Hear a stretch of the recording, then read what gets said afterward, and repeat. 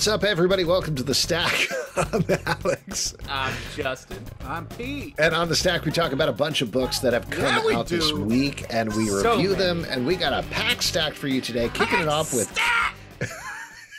Pete's very loose. You're a little loosey-goosey, Pete. I like it. I've been drinking. He goes from tight to loose. Yes, and we should mention we release these episodes Wednesday 9 a.m., but we tape them Wednesday 8 a.m. So that's when Pete was drinking. That's right. Okay, so just everybody, just to clear the air there. Kang the Conqueror, #1 from Marvel, written by Jackson Lanzing and Collin Kelly, art by Carlos Magno. Now, this is, of course, pivoting off of, spoiler, Kang's big appearance over on the Loki TV show, as they call it, over on Disney+. Yep. And giving you a bit of a background in the Kang the Conqueror's history in the Marvel Universe. Now, I'm just going to throw this out there right out there. This is my maybe controversial opinion. Whoa. Good comic, well-told, fun adventure with young Kang teaming up with old Kang back in time, learning the ropes. This is clearly going to give us a tour through Kang's history. It is a huge missed opportunity that they just make this Jonathan Majors. Yes, I think that's right. And they could have, I think, easily done that without a lot of... There's not a ton of Kang heads out there who are like, my Kang is X. Dude, there's tons of Kang armor. heads. Well, there's tons of Kang heads, but the whole thing with Kang is there's an infinite amount of him throughout the multiverse. So follow the one that looks like Jonathan Majors for the people who are interested in the character from watching Loki. Like, don't make this so hard on people. That's all. Like, if someone was like, describe young Kang before you read this comic, what would you be like?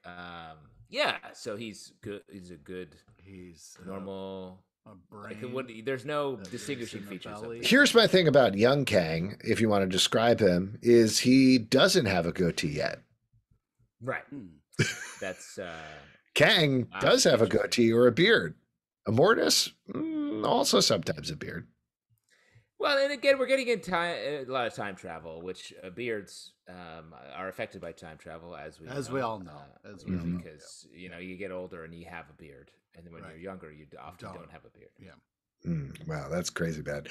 That all aside, that's my little. What's crazy bad? What? What's crazy bad?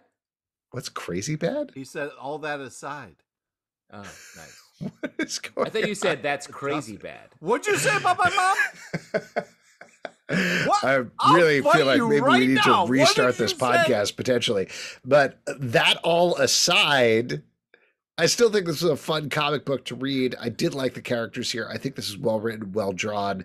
I just think it's going to be potentially confusing for new comic book readers. Even for an old comic book reader like me, I enjoyed it. I mean, it definitely touches on all the Marvel Universe Kang stuff, and I think we are going to reintroduce the Marvel comic book universe continuity for Kang here, touching on the Fantastic Four, all the losses there, the Avengers. We're going to see all of that here again from the new eyes of young Kang having to do the old Kang stuff. I agree. This reminded me a lot of Donny Cates' Thanos series. Good call. Ruined my bit. Okay.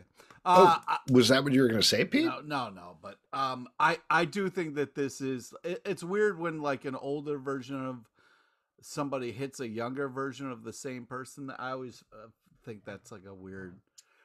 Wouldn't you want to do that though? If you had a chance to smack your younger self, wouldn't you do it?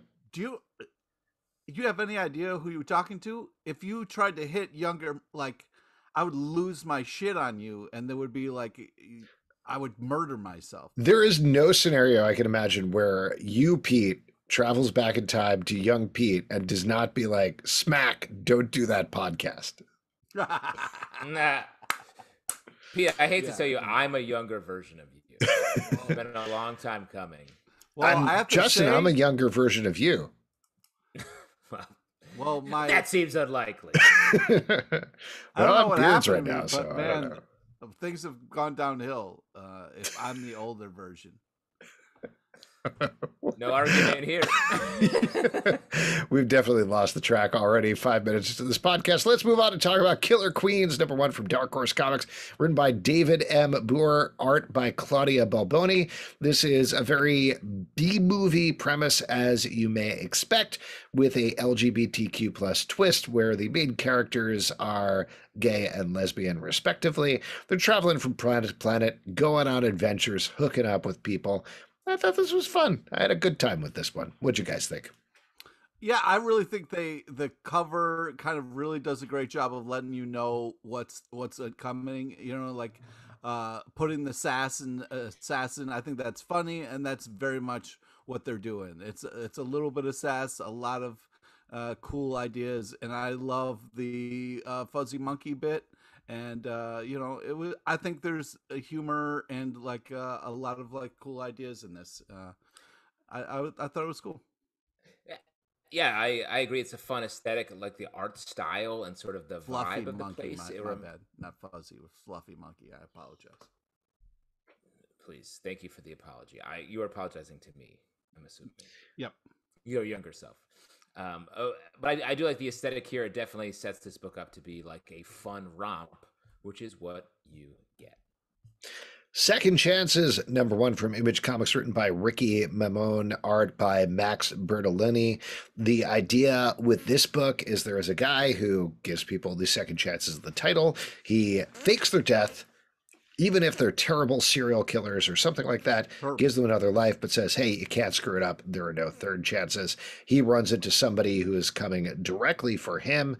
This, to me, feels like a Top Cow book, but it doesn't have the Top Cow branding, if that makes sense. Ooh, interesting. You're basing that on the art, I think, right? I think so. The fact that the guy looks like the darkness. That's exactly right. Probably I think that's what what it you is. think. And let me say, that's not how it works. It's not if people who look alike, they all have to be under the same imprint. Mhm. Exactly. Because then that guy has long Spawn. hair. Shoot him over to Top Cow. If that were true, you'd have Spawn, Deadpool, and Spider-Man all hanging out in the same imprint. Right, Pete? Whoa. I don't know. I feel like just because the guy has long hair and is a little kind of like edgy doesn't mean that he's necessarily darkness. But he's either the darkness or he's some sort of hippie weed smoker. That's what I think with that long hair. God. How old are you? Jesus Christ. Hippie I think weed you just smoker? established yourself as the oldest Pete. Oh my God. Stop. I do the art is reminiscent of the Top Cow style. Very much so, and I like the black and white choice here. I think the art is really cool. The story I got a little confusing at points to me, but it's the look of the book is really nice. Yeah, I'm a sucker for the black and white. I love it. Reminds me of the old Teenage Mutant Ninja Turtle days, Eastman and Laird. But I do. It's kind of an action-focused book, and it's stylized like that, and I appreciate that. You kind of know what you're getting, and they deliver on it. So. Next up, another #1, Eat the Rich, #1 from Boom Studios, written by Sarah Gailey, art by Pius Bak. In this book, you can probably figure out what's going on by the title, but there is a woman who is traveling with her boyfriend to visit his family for the first time. She gets there, and predictably, they're not quite all they are cut out to be. They've got some secrets. Maybe they're eating some people. I don't know. We find out towards the end. I like this book and the characters, and I'm interested to follow them. I wish, given the title, it had gotten to the premise a little bit quicker. You're hungry. You wanted to see some rich eating. You can't just open with that. You can't. Well, I guess you could, but I appreciated the build up to it a little bit. We got to spend some time with the main characters. You get to see why they're together and what they're kind of heading towards. But yeah, there's nothing worse than douchey people. I mean, these people are the worst. I hope they all die, and I hope we get to see them all die. But are you saying that cannibalism is a douchey quality? No, I'm saying being a rich asshole who has talks down to your help is a douchey quality. But I do hope that this title does deliver on the promise of that title and I hope we do kind of have some comeuppance for all these assholes. I think for a first issue, great job of setting up this world, and hopefully we get to watch them all die horribly. Pete, ready to eat the rich at any point. You just say it. Real life. You just let me know. He has rich person recipes on lock. Hey, Selbs, can you type any louder, or are you good? Yeah, no problem. The next one up is Superman. Wait, hold on. One more thing real quick Yeah. on this. This book reminds me of Afterlife with Archie. It has just the visual aesthetic sort of has that vibe, and the tone throughout is like something bad's coming. And I agree with Alex. I do think if we can move a little bit faster into the story, then we'll get to see where it goes. It also reminds me of the Joe Hill book Basket Full of Heads. Ooh. Here's another one that I'm curious to see if you guys think is moving fast enough or not. Superman and the Authority, #2 from DC Comics, written by Grant Morrison, art by Mikel Janín, Fico Ossio, Evan Cagle, and Travel Foreman. In this book, Manchester Black and Superman are continuing the recruitment drive for their new team. We get short, like 2, 3, 4-page stories about some of these recruits. In particular, we meet Steele, Natasha Steele, and also one of Pete's favorite, we get Apollo and Midnighter show up here as well. I really like this book a lot, but I want it to be moving quicker because I feel like they're going to assemble the team and then they're done. And that's it. Just based on the pacing so far. How are you guys feeling about it? I felt like it was a little weirdly on the nose with the fem tech and the blocking of trolls. I was like a little like, but I think like the other stuff that is going on, the team up is cool and very intriguing. I'm excited to see what happens when things kind of get rolling a little bit. But it's a different take on Midnighter and Apollo. Not my ideal, but I'm definitely. Wait, what's wrong with it? I don't know. It's a different kind of dynamic. Midnighter is like a little bit ignoring Apollo and Apollo's needs, and I don't like that in the relationship. Interesting. They're one of my favorites, so I'm very sensitive to that dynamic. But I'm intrigued to see what happens moving forward. They're a little bit more caricature-y or a little bit more artistically done, I would say. The style's a little different. So I'm interested to see a new take on it for sure. I will say, because I agree, it's a little bit slow to get to what the story is actually going to be about. And the thing about the internet people being physicalized in the Steel story was to me a little bit like, okay, we get it. Yeah. But I will say on the positive side, it's nice to see Grant Morrison writing a more formatted superhero comic. Mm-hmm. Like I feel like he's so good at just confidently writing unique dialogue for Superman and like all these characters here, and to see that as opposed to some of the stuff he's done in his recent Green Lantern run, where I was like, I don't know what's going on here, and some of his other stuff, like it's great to see him sort of return to a format where he can just do that good work. Yeah, I agree. Again, it's a good, solid book. I just sort of want to get to it a little quicker because I'm worried that the run is going to be done at the end of that. The other thing that's going on in this book, though, that's probably important to mention is that Superman is losing his powers. Now, one of the things that happens with Superman's powers, as we all know, based on the Man of Steel ad campaign, is that they asked, how does he shave? That's the one thing we don't know. And the thing that we know about Superman is he shaves by using his heat ray, bouncing it off of a mirror and shaving his face. But with him losing his powers, I feel like this is a prime opportunity for him to take advantage of the Manscaped Performance Package 4.0. I think that's something that could really work out well for Superman, because not only is he getting the Lawnmower 4.0 trimmer, and he's getting the Weed Whacker ear and nose hair trimmer, and he's got that gray going. So like he's gonna get some stuff going in there. You know what I'm talking about? Yeah. Plus, he's got those tights on. He's going to need the Crop Preserver ball deodorant, the Crop Reviver toner, the Performance boxer briefs, and a travel bag to hold all that stuff, because he's flying all over the place with Manchester Black. You know what I'm talking about? I love the idea of throwing that Manscaped logo right on the briefs he's already wearing. Mm-hmm. Yeah. I would like to say that I don't want to compare myself to Superman in any way, but I do trust my nuts to the Lawnmower 4.0, and it does a hell of a job. Do you look down at it and say, I trust you? Yeah, I do. You whisper it, right? And then the light comes on, and I feel safe. Yeah. Well, that's probably the 4000K LED spotlight that you can turn on and off when needed. That's so right. You can have a precise shave throughout the process. Yeah. No, you guys are familiar with the robot Kellex who lives in the Fortress of Solitude, right? Like, Kellex has nothing on the Lawnmower 4.0, because that's got a 7,000 RPM motor, a multifunction on and off switch, a travel lock. I don't think Kellex has a travel lock. You know what I'm talking about? That thing, when Kellex travels, like anybody can get in there. Yeah, absolutely. And then, of course, as we mentioned, Weed Whacker and everything beyond that, you're getting this whole package. And if you're listening to this right now, you can get 20% off plus free shipping with the code FANSIDED20 at manscaped.com. That's 20% off plus free shipping with the code FANSIDED20 at manscaped.com. Why did that copy twice?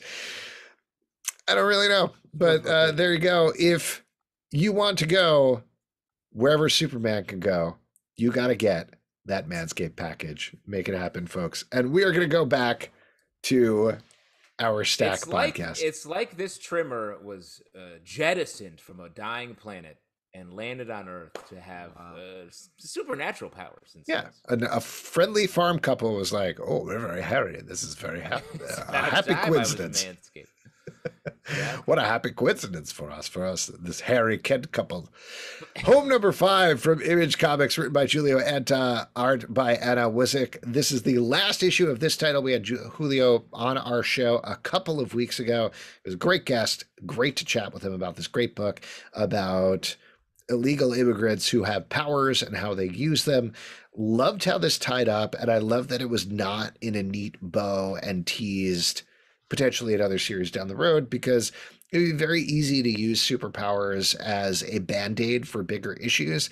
That's not what he's doing here. He ties up the story, but he does leave it open in a very world way. And I thought it was great. I thought this was a really nice 5-issue series. What about you guys? Yeah, I completely agree. I mean, Julio talked about it a lot on the show, that it was something that he didn't want to keep it neat. It's not a neat issue in our world. So the way that this series sort of played out, it felt very much like these characters are still trying to decide what they can do, despite the fact that they're a super-powered family. They're still like, how can we deal with this? What are we going to do? We get a nice twist at the end that I will hope lead to another series. Yeah, I really thought this was a really well done 5-issue series. Had some great arc to it. The art, it was fantastic. There was a lot of heart in there as well. It's saying some things. It's powerful stuff. Very good comic. Next up, Supergirl, Woman of Tomorrow, number 3 from DC Comics, written by Tom King, art by Bilquis Evely. In this issue, Supergirl and her friend are traveling to a planet where something strange is going on. Seems like your regular old nice town planet, but it turns out there's a little bit of the old genocide going on here, thanks to the villain that they've been tracking down since the first issue. This title is great. I love this. The art is gorgeous. Tom King's writing is on point. It works issue to issue. I am really, really loving this book so far. I agree. Oh, go ahead. You go, Pete. You go. I completely agree. The art is absolutely amazing. This is such a cool exploration of the character through the artwork alone. But man, it's a tight package, as Justin likes to say. It's you say the that art way more than I do, and the writing meeting together, making such a fantastic combination. And I just think this is a fun read. Supergirl, Woman of Tomorrow. This is like such a great kind of exploration of the character. I feel like Tom King often gets a lot of people love his work, but he gets some criticism for being very dense with his writing. I think this series is much more straightforward, and it has I'm going to make a comparison that I only mean in the positive sense, is very Xena Warrior Princess in the way the story is told. It's the narrator is the companion to the sort of hero, and we get to hear that narration describing the action, talking lovingly and looking up to Supergirl as she goes through these adventures they're having. Each issue stands alone in a really great way so far. This is one of, I mean, Adam Strange, Batman, Catwoman, Rorschach. Like, these books have all been so good. They're all so different. This one is right alongside them, though, I think. Next up, Radiant Black, number 7 from Image Comics, written by Kyle Higgins, art by Marcelo Costa. We had Kyle on the show, on the live show just last week for a fiery... we should have talked to him about the book. We did talk to him about the book, Pete. Good. And he teased some big stuff is coming down the road for this book. That all starts here with this main villain that are Power Rangers-esque characters seem to be fighting here. There's some big revelations in this issue, big moves. It's a big action issue as well. This title is great. I love reading it. Period. I agree. I really love this issue. I thought it was like action-packed. Art leading way. I love the kind of stylized way they did the fight sequences and the fight scenes. A lot of fun twists and turns with this book. Just when you think you kind of get a handle on it, they do something creative and new. It keeps you coming back for more. Yeah, I'm having a great time. This is a great book. It's Invincible meets Power Rangers. Like, that's fun with some great twists and turns that are moving quickly and you don't see coming, I feel like. I agree. It's a fun book. This is something that has moved to the top of my stack every week. Next up, Nightwing, number 83 from DC Comics, written by Tom Taylor, art by Bruno Redondo. First of all, great cover on this issue. Great. Wow. So good. A lot of the covers for this series, since the new team took over, have been excellent. Yeah. And we talked about this before. This is not exact, even though there's some shades of it, but just the creativity of the layouts mixed with the humor feels Hawkeye-esque in a certain way. But this has been rejuvenating the character of Nightwing in exactly the same way that they did for Hawkeye. There's some big moves in this issue that I'm sure touched you, Pete, and there's at least one big move that I'm sure touched you, Justin. A lot of touching. Let's get into it. Let's talk about it. Let's talk about all the touches and the places that it touched you. Pete, where did Nightwing touch you? Oh, wow. I was good because this is Justin. Justin's been more of a trumpeter of this book. I loved the bat call. The call he had with Batman was really touching. The shot of the picture of Alfred was really moving. Alfred. Sorry, is it Alf or Alfred who is Alfred? You fuck. Alfred. I forget. He's Batman's butler is the one who eats cats. No, that's not. Yeah. Well, no, I think if I remember correctly, it's Alfred and Alfred both eat cats. Because if you remember, okay, there are no that's cats, a little confusing. There are no cats in All right, so Batman's butler is the one who says, "Huh, kill me." Wow, that. Finally, we have an impression. That's Alfred. That's Alfred impression. Yeah. That was Michael Caine doing that. I remember it from the movie. That's right. He said it in multiple. The first part. What has my life become? I love this book. This book is maybe top of the stack of the Bat family books right now. Come on. Catwoman, we're going to talk about in a little bit, is also very good, but Nightwing is truly like coming into its own. What about Joker, dude? Joker also good, but this is really spectacular. No, I agree. The humor here and the heart that's going on is the thing that really pushes it to the top. All of those books you mentioned, Pete, are really good, but the thing about Nightwing is like you have this great relationship that you set up. It would have been easy to do a swerve where, look, it's Nightwing's sister and she's the mayor and she's working with Blockbuster and isn't this a good twist? But Tom Taylor finds the right emotional grounding to it. Bruno Redondo draws the characters in the right way. So there's a softness and a lovingness that's going on between them that's really wonderful. And the layouts are great too. I'm sure this is the thing that you're working around to, Justin, but there's a kiss in the issue and the way that it's framed and laid out is perfect. It's so good, and they don't they don't hit it too hard. It's just something that sort of takes your breath away when it happens and leaves the door open, for who knows what. But let me also say, like, of all the Bat books right now, like, we've got, like, over in Batman, like, Orphan Makers there's just a lot of story going on in a lot of the other Bat books. Here, it's just pure heroics from Dick Grayson and just great interpersonal relationships. I'll spoil it. The Barbara Gordon kiss here is so good. Oh, dude. That's fantastic. My favorite part of the issue, I think, was his conversation with Superman. Yes. Which is so good. Superman giving a shout out to Alfred and how much he looked up to him. All you fuckers suck it, man. Superman said Alfred was the bomb. So yeah, Superman. Superman knows Alfred because they're both aliens, right? Alfred's from Melmac, and Superman is from, I don't remember the planet specifically, but I think they're like close to each other. Honestly, I think Alf and Superman traveled on the same rocket briefly when they landed on Earth. Oh my god!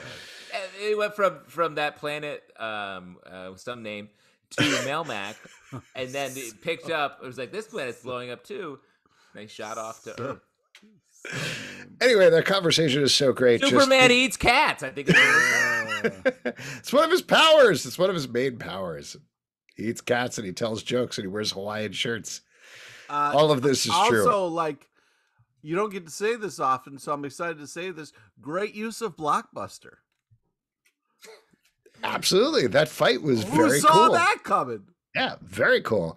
Very cool. Let's move on, though, and talk about Nocterra #6 from Image Comics, written by Scott Snyder, art by Tony S. Daniel. In this issue, everything that our heroes have been looking for comes completely crumbling down in a big way, but we get huge teases for what's coming up in this series, as, not to keep plugging our past guests, but as Scott, when he was on our show, plugged to us.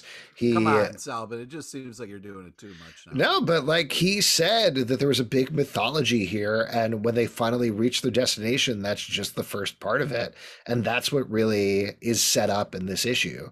I was very impressed by it. I'm curious to see how it all pans out, but good so far. I'm still on board with this book. What about you guys? I agree, and don't we have this is in development as a potential series, right? Is it?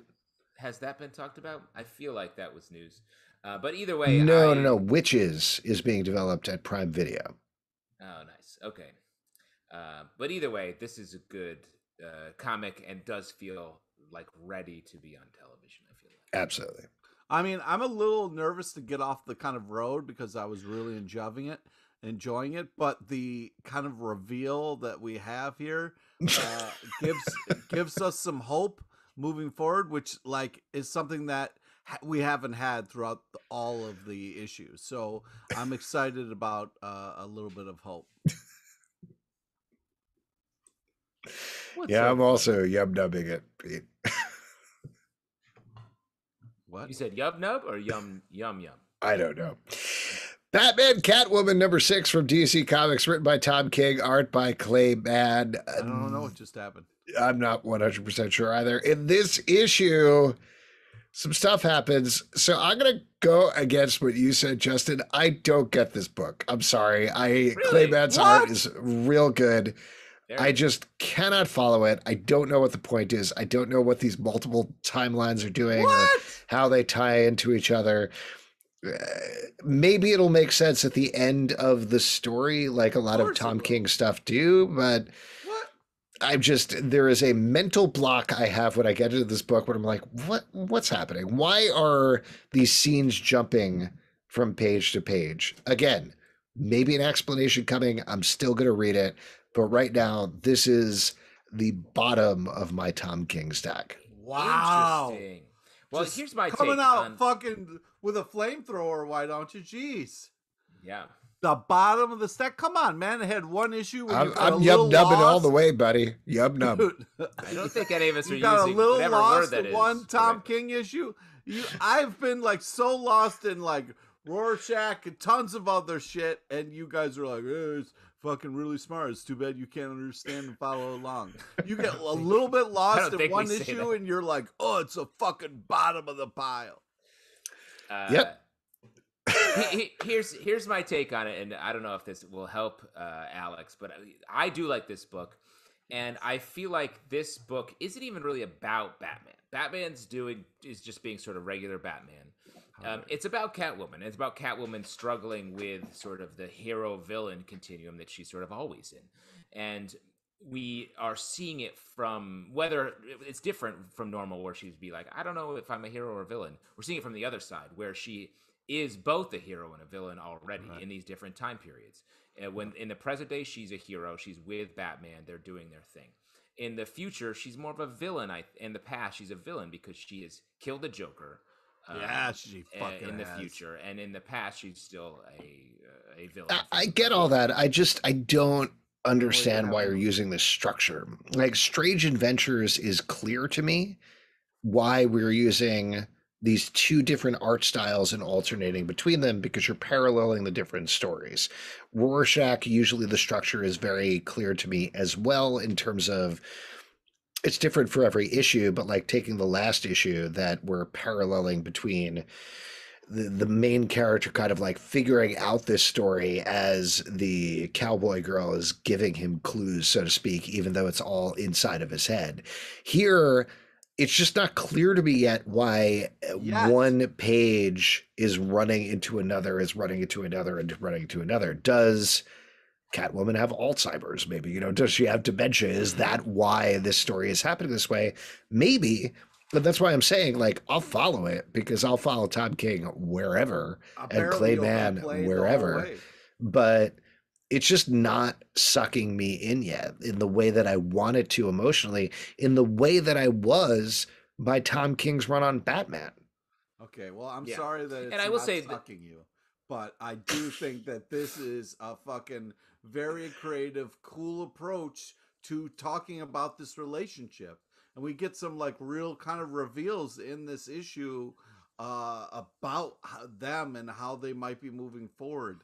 I agree with Justin. We're kind of, Catwoman is exploring kind of her sides and who she is and who she wants to be moving forward and what her future options are. And I think it's a creative way of looking at that. And she's going to have to kind of make a decision at some point of what she's going to do. But I just think it's also cool because it's like they're also fighting crime and all these other things happen. Why is the Phantasm there? Well, that was what I was going to say. The Phantasm part is a little confusing, and I hope there's more of a nod to why, because this is the first introduction of Phantasm to the DCU, right? So it does feel like that should be meaningful, and there's so far not a lot of meaning there. That might be part of the reason that I'm completely thrown by this book, because if it was Batman and Catwoman and Joker doing this dance of death throughout time, throughout their entire histories, I'd sort of get that. But the Phantasm story is this thing that's stuck in the middle, that's in the middle, one of the middle timelines, that I just feel like why is this here? This isn't in the past timeline. It isn't in the future timeline. It's just this one thing is this external force that doesn't fit, which should be its own thing. So with the Mask of the Phantasm, if you remember from the animated movie that was done really well, Bruce is about to jump into a relationship, and the Mask of the Phantasm kind of shows up and is kind of like his devil's advocate a little bit about like what can go wrong in a relationship, or like who somebody really is. Do we really know? We're all wearing masks. It's all fucking who you let into your crazy little world type of thing. And like this is kind of happening again because Bruce might be going all in with Cat here, and he's a little worried about like who he is and who she is. And I think it's kind of used very interestingly, and I think it will be revealed later a little bit more why, but like it's a kind of interesting reoccurring thing that when Bruce is starting to get serious, we get this kind of reappearing ghost. The Phantasm comes to all of us in our relationships. That's right. It's about to get serious. So real quick, last thing to say, count of three, yes or no, will Catwoman actually kill the Joker by the end of the series? 1, 2, 3. Fucking yes. Didn't she already kill the Joker? Yeah. But we're good. But I just mean, will it be a sticking thing for the Black Label series? Like, is it a real thing? Because that's the question I have reading it. There's so much emphasis on, did you kill the Joker? Did you kill the Joker from their daughter? And it's like, what's the meaning here? Well, because that's why I feel also like the whole story that is about, puts her down a villain path. You know what I mean? Like, and that's but I think it's a yes. I think at the end of the day, Catwoman is a villain here. Yeah. Yeah, and I'm sorry that Zalbin, you one time you got lost in the comic, and it must be hard for you. But if you come back again, it might become clear later on. Pete with the flex, the cat flex. Man, all right, let's move on. Homesick Pilots number 8 from Image Comics, written by Dan Waters, art by Casper Wingard.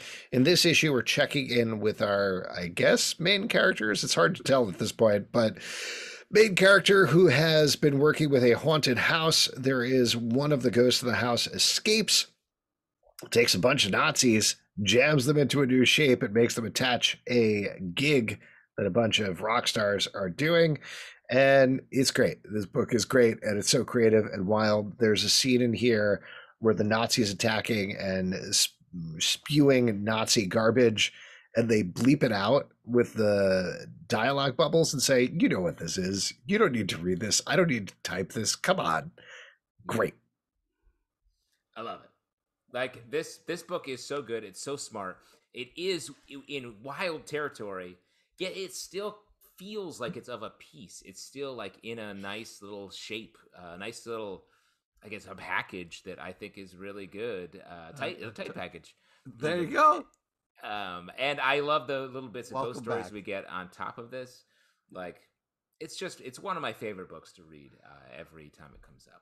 Also, what's really great about it is you can look at it more than once, because there's a lot of different art styles happening. There's a lot of different character moments. They're really trying to say something with this comic, and not only the art but the words. And it's really impressive what they're doing. This is such a new kind of interesting story that they're telling. I love the fact of the kind of main character realizing what's kind of happening with her, and this house, and we're finally putting this kind of house together and how it became this way. And it's such a creepy, fucked up story. It really fits everything nicely. I've been so impressed with this book. I can't say enough about the art and the kind of character design. Also, smoking's bad for you, kids. All right, cigarettes. No, I agree. Don't smoke. Really? Shazam, number 2 from DC Comics, written by Tim Sheridan, art by Clayton Henry. In this issue, Billy Batson heads to hell with a friend from Titans Academy to try to get back his power by liberating the Rock of Eternity. They discover hell is not exactly what they expect. It's more like Vegas. Fun! It's fun hell. I figured it was worth talking about this because we were a little mixed on the first issue, but it felt like it had promise. So do you feel like it picked up in this second issue? I do. I feel like, I am a little, there's so many, it seems like people are just going to hell willy-nilly now. Everybody goes to hell.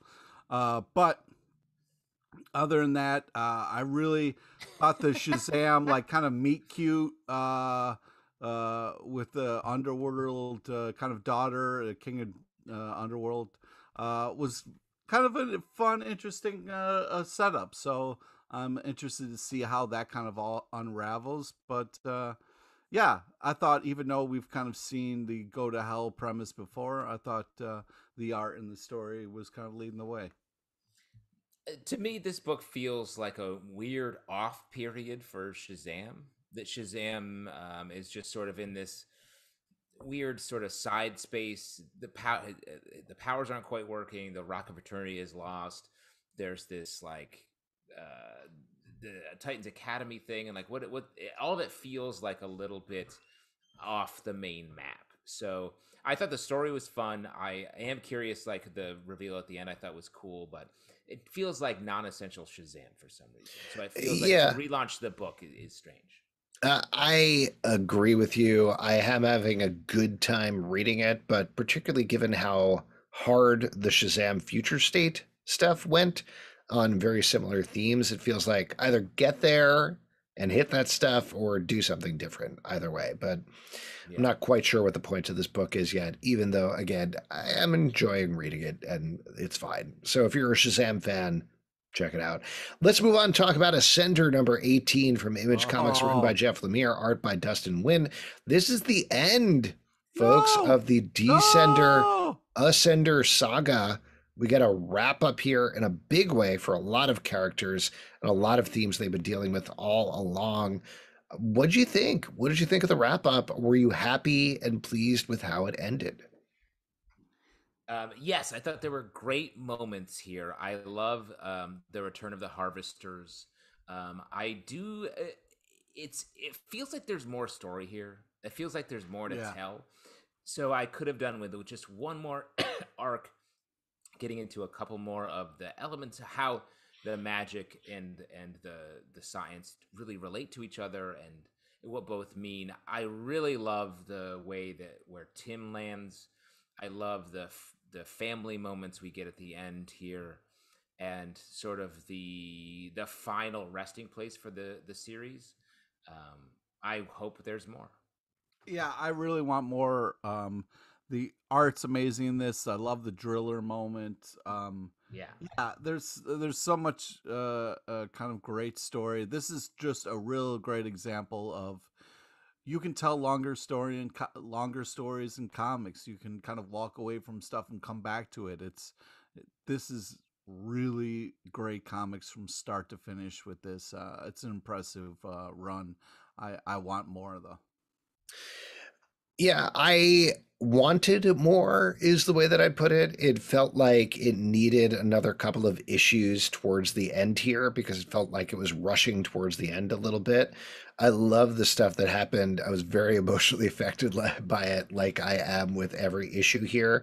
And like Justin called out, I love the place it ended up. It just felt like it needed another 2 or 3 issues to give that space to kind of flesh it out a little bit more. But regardless, both of these titles together are a tremendous achievement and are going to be a great thing to check back on throughout trade collections later on. Next up, Catwoman, number 34 from DC Comics, written by Ram V, art by Fernando Blanco. We are finally getting Catwoman going head to head with our main villain here that we've been teasing. And what'd you think? Was the fight worth the wait? I thought this was a really fun issue. Love the cat and bat stuff. Really had some amazing art. I thought it was a great issue. I'm curious, Alex, do you prefer the way you're seeing Batman and Catwoman here as opposed to in the Batman Catwoman book?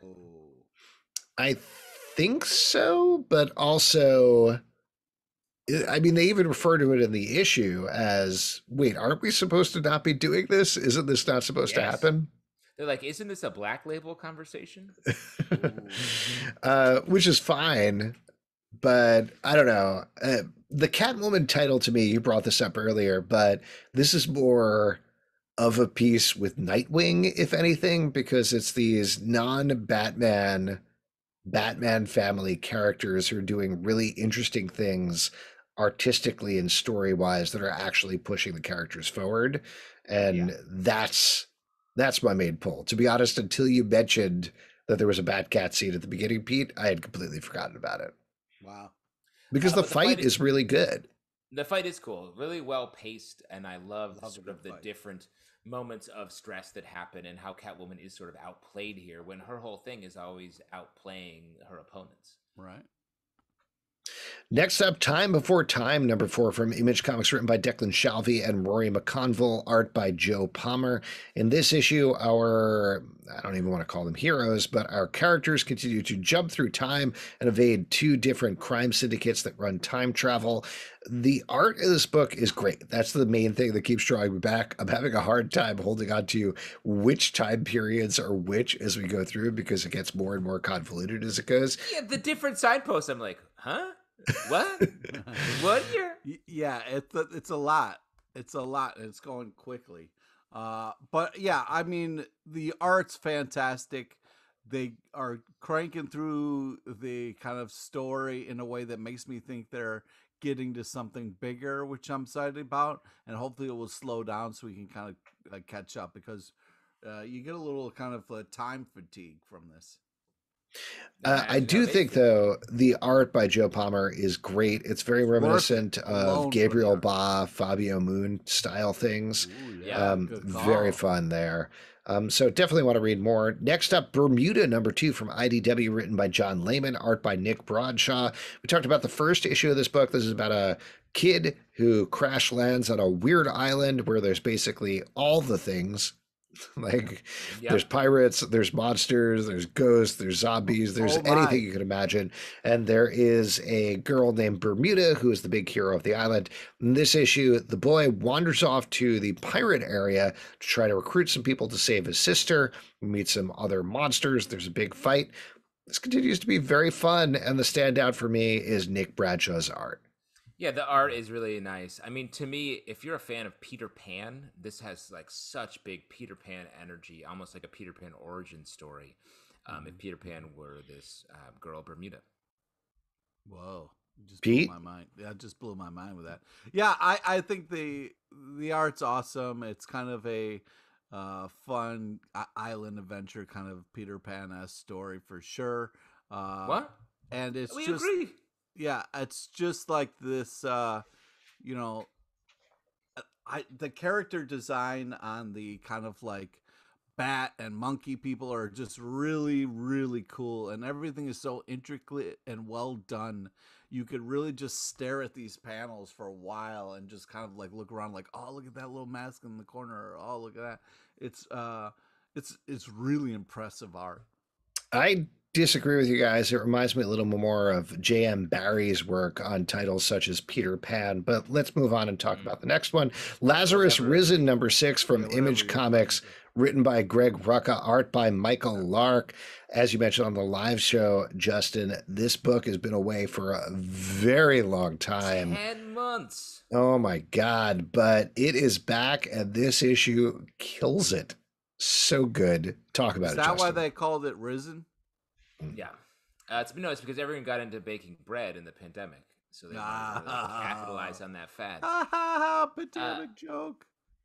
This book is so good and like consistently so. Like going back and reading all of Lazarus before they transitioned to this more loose quarterly release schedule when it became Risen, sort of magazine format. It's just so good. It's so smart. It's so prescient. It feels like you're reading the future, and the back matter is Greg Rucka is frustrated with the world, and you get to hear him over time talk about scientific developments that are sort of pointing toward the world he created here with Michael Lark, as well as the political changes in the way the world works that are stressing him out, but also, again, pointing more toward the vision they have here. And the characters are great. Everything about this book is really working. I hope a ton of people are reading this. Pete? I don't know, man. I tried to read this a couple times and I kind of got lost at the projector, dude. I don't know. Maybe it's just because I started it and then forgot about it, and then it came back and I couldn't quite catch up. But yeah, I believe you. You guys think it's good. Cool. You believe us. Oh, thanks. Thanks, man. Really appreciate that. It is really good. And I definitely had an experience reading this where as characters showed up, I thought, oh, right, I love that character. Oh, that's great. Oh, that's what's going on with that plot line. So, man, I really, really want the next issue, but probably not coming out for a while, which is too bad. 6 months. Yeah, probably. Man. Next up, Black Hammer Visions #7 from Dark Horse Comics, written by Cecil Castellucci, art by Melissa Duffy.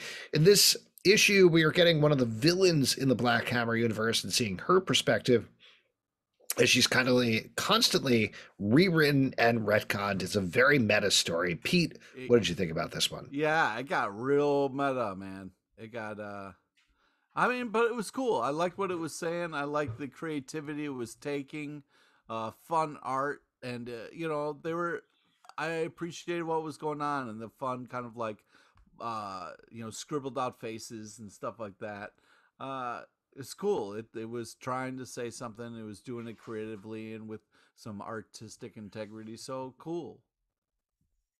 Justin? Of all the anthology series out there, I feel like this one is just really offering creators given the chance to tell a unique story with Justice League adjacent characters, but also like honoring the continuity of Black Hammer at the same time. Like, it's just a great. Even if not every issue is like my favorite story, like meta stories always hit me a little bit weird, but I thought this was good. But every story is still great in this series, just because of the amount of creativity that's allowed here. Keep picking this up. Next up, Man Eaters, The Curse, #2 from Image Comics, written by Chelsea Kane, art by Leah Metternich.